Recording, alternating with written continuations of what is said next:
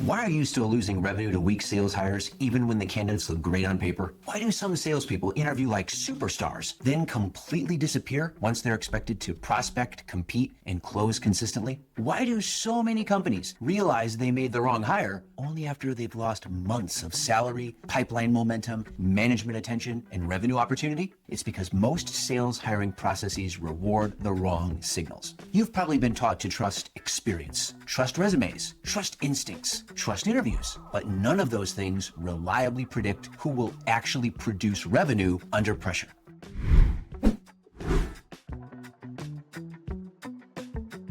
I'm Dr. Chris Croner, author of Never Hire a Bad Salesperson Again and principal of Sales Drive, where we help companies hire salespeople with the drive to grow revenue. In this video, you're going to learn why resumes are often misleading, why drive consistently outperforms experience, and how to build a predictive hiring process that dramatically improves your odds of hiring real producers instead of professional interviewers. By the end of this video, you'll know how to identify the traits that actually create revenue inside a sales role, so you can stop gambling on hiring decisions and start building a stronger sales team with more consistency. Here's the first thing you need to understand. A resume is not proof of sales ability. It's a marketing document. And in sales, candidates are often very good marketers. That's the trap. You see, for example, recognizable companies, big titles, years of experience, impressive language, and your brain automatically starts associating that with predictable performance. But those are surface level indicators. They don't tell you whether someone can consistently create revenue inside your environment. And those are two very different things. A salesperson can look successful on paper because they inherited strong accounts. They inherited strong inbound lead flow. Maybe they inherited a dominant territory or a famous brand or an elite manager, maybe even a mature sales infrastructure. And then they change companies and suddenly performance collapses. I bet you've probably seen this happen before. A candidate comes from a major brand and everyone assumes success will transfer automatically. After all, they worked at Salesforce. They came from Oracle. They sold for a Fortune 500 company. Okay, sure.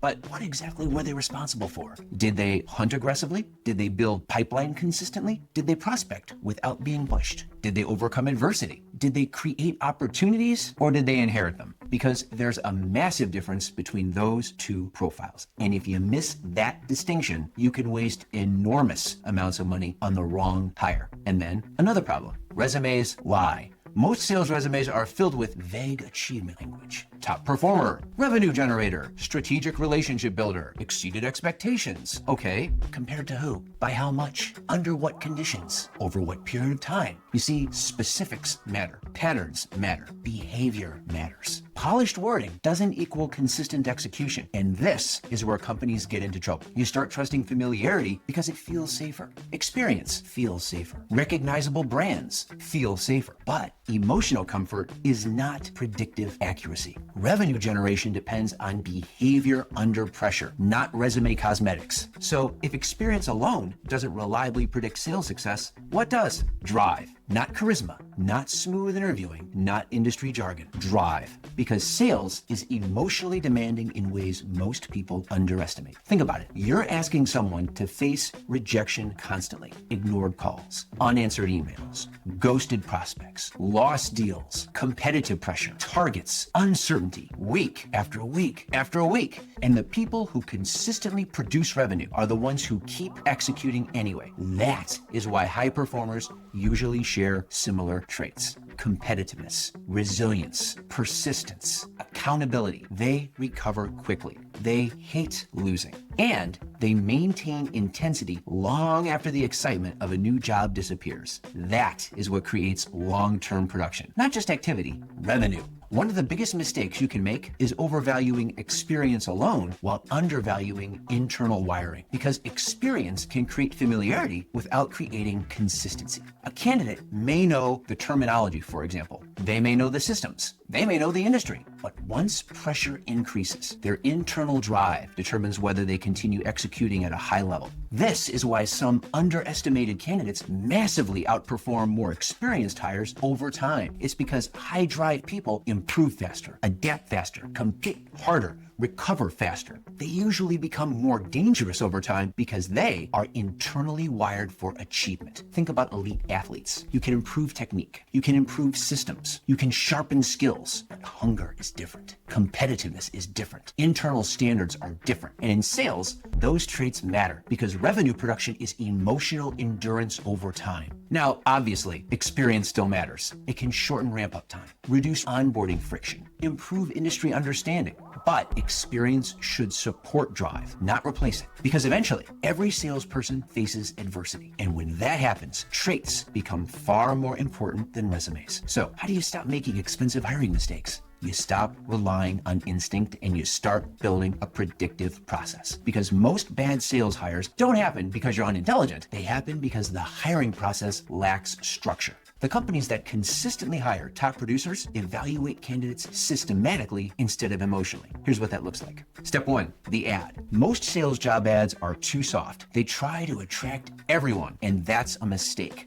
You want your ad filtering candidates before the interview process even begins. So be extremely clear about expectations, prospecting activity, KPIs, pressure, compensation structure, accountability, performance standards. High drive candidates, you see, are usually attracted to challenge and clarity, whereas low drive candidates, on the other hand, are often uncomfortable with it. And that is exactly what you want. Step 2, the phone interview or the Zoom interview. Your phone interview, your preliminary screening interview, should not feel casual. Its purpose is pattern recognition. You're listening for or watching on Zoom for ownership, energy, competitiveness, specificity, accountability. Pay attention to how candidates describe failure. Do they blame the market, management, pricing, lead quality, or do they take ownership and focus on improvement? That distinction matters more than most hiring managers realize because top performers usually communicate differently. They naturally discuss metrics, execution, learning, and results. On the other hand, of course, weak candidates often stay vague because vague language hides weak performance. Step 3, the assessment. This is where hiring becomes predictive instead of emotional. Assessments help you identify traits interviews often miss. Drive, competitiveness, resilience, behavioral tendencies, persuasiveness, and they help reduce charisma bias because some candidates interview extremely well while lacking the internal consistency required for sustained production. Great interviewing and great selling are not always the same thing. Structured evaluation reduces blind spots, and blind spots are expensive. Step 4, behavioral interviews. This is one of the most important stages of the process. Stop asking hypothetical questions in your interviews. Instead, start asking for evidence. So instead of asking, what would you do if, ask, tell me about a specific time when. You want real examples involving prospecting under pressure, recovering from rejection, building pipeline from scratch, competing in difficult environments, learning quickly, dealing with the struggles of handling adversity. Past behavior is one of the clearest indicators of future behavior. And ultimately, structure removes randomness from hiring because most hiring mistakes happen when someone says, I just have a really good feeling about them. But feelings are inconsistent. Process improves consistency, and consistency improves revenue outcomes. So, if you remember one thing from this video, remember this. The best salespeople are not always the most experienced. They're usually the most driven. And when you combine a well-constructed assessment with a structured hiring process, you dramatically improve your odds of building a sales team that consistently produces revenue instead of excuses. If you want a step-by-step framework for building a predictive sales hiring process, I've included a link to my book, Never Hire a Bad Salesperson Again, below. And if you want to see how measurable drive shows up inside your own candidates, there's also a link below for a free drive test assessment. Because one strong sales hire can grow your business for years, but one weak sales hire can quietly cost you revenue long after the interview is over. Again, I'm Dr. Chris Kroner, and remember, it all starts with drive.